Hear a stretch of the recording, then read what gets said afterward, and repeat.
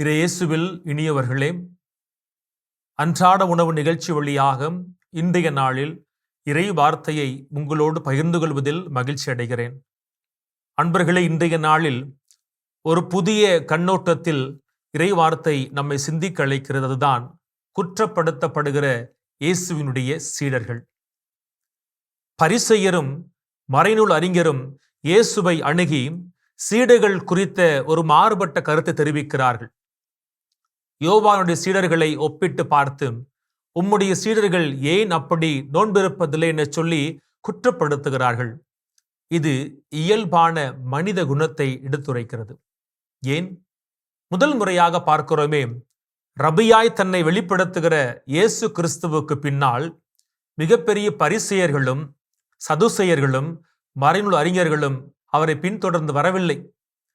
தன்னுடைய பணியை தனக்கு பின்னால் செய்வதற்கென சொல்லி இயேசு கிறிஸ்து அப்படிப்பட்ட பரிசேயரை, சதுசேயரை, மறைநூல் அறிஞரை, பணம் படைத்தவரை, அதிகாரம் படைத்தவரை தனக்கு பின்னால் அழைக்கவில்லை. எங்கெல்லாம் இயேசு பயணப்படுகிறாரோ இயேசுவினுடைய பாதச்சுவடுகளுக்கு பின்னால் புதிய தலைமையை அந்த உலகம் காண்கிறது. படிக்காதவர்கள், பெயரற்றவர்கள், முகவரியற்றவர்கள், முகமற்றவர்கள் இயேசுவுக்கு பின்னால் அவருடைய சீடர்களாய் பயணிக்கிறார்கள்.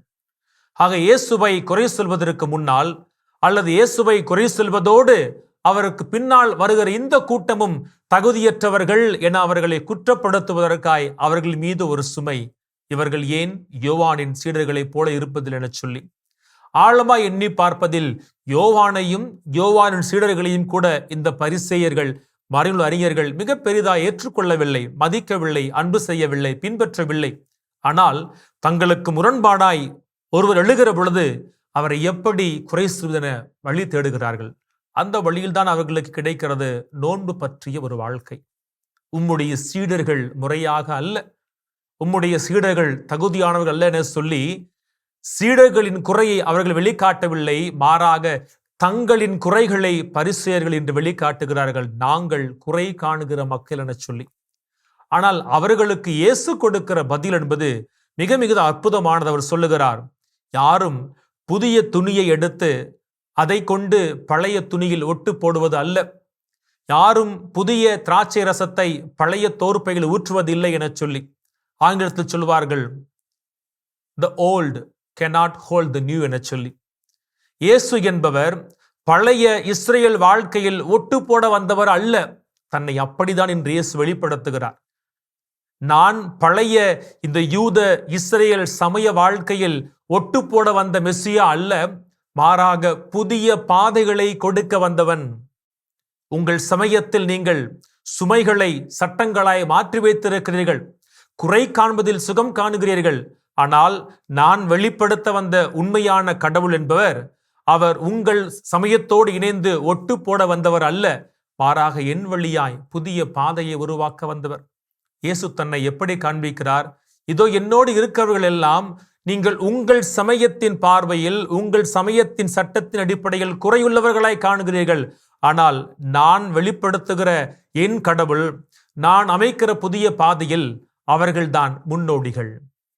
இயேசு அவர்களை குறை காணவில்லை, இயேசு அவர்களை குற்றப்படுத்தவில்லை. மாறாக இந்த புதிய சமூகத்தின், புதிய சமயத்தினுடைய அடிக்கற்களாய் அவர்களை காண்பிக்கிறார். ஆகவேதான் அவர்கள் மணமகனோடு இருக்கிறார்கள் என செய்தியை வெளிப்படுத்துகிறார். இன்றைய நாளில் இயேசு கொடுக்கிற ஒரு செய்தி என்பது என்ன? அவர் பழைய யூத சமயத்தில் ஒட்டு போட வந்தவர் அல்ல, பழைய விதிகளை மாற்ற வந்தவர் அல்ல. மாறாக அவர் ஒரு புதிய இயக்கத்தை, கிறிஸ்துவை அடித்தளமாய் கொண்டு இயேசுவினுடைய விழுமியங்கள் வழியாக கடவுளை சமூகத்தில் புதிதாய் வெளிப்படுத்துகிறார். ஆகவேதான் பகைவனுக்கு அன்பை, சபிப்போருக்கு ஆசியை என சொல்லி புதிய புதிய பாதைகளை வெளிப்படுத்துகிறவராய் இயேசு தன்னை வெளிப்படுத்துகிறார்.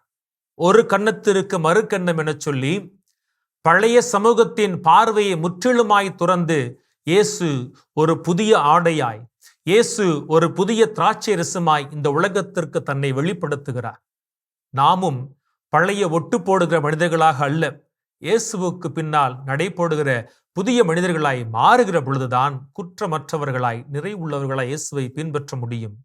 அந்த ஒரு புதிய பாதையில் பயணிக்க தேவையான ஆசிரியை நாடுவோம். இயேசுவுக்கே புகழ், இயேசுவுக்கே நன்றி. மரியே வாழ்க.